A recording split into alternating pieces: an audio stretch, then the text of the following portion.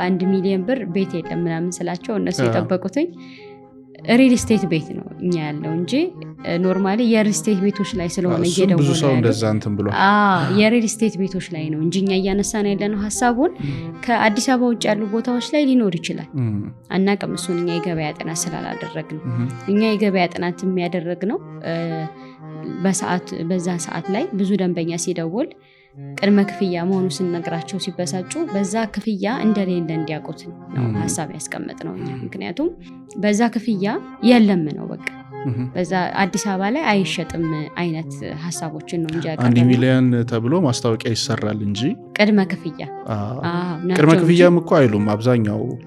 ሲያስተዋውቁ በ1 ሚሊዮን ብር ቤት ካገኛችሁ ምናምን እኛ እንሸጥላችኋለን ምናምን ይላል ሰው ይሄዳል ከሄደ በኋላ ግን ቅድመ ክፍያ ነው ቅድመ ክፍያ ነው 10% ወይም የቤቱ የተወሰነ ፐርሰንት እንደሆነ ስንነግረው ሰው ዲስአፖይንትድ ይሆናል ልክ ነው ግን በዛ ዋጋ እነሱም ቤት ሊኖር ይችላል ብለው ማሰብ የለባቸውም ብዬ ነው እኔ ያሰብኩት ምክንያቱም ወጪ አለ በጣም ብዙ ወጪዎች አሉት ሲሰራ ያው ቤት ሰርቶ የሚያቅሰው በደንብ ስለሚያውቃቸው እነሱን ነገሮች ብዬ አስባለሁ ስቲል አሁን ቦታ እንኳን አናገኝም በዛ ዋጋና አይ ቲንክ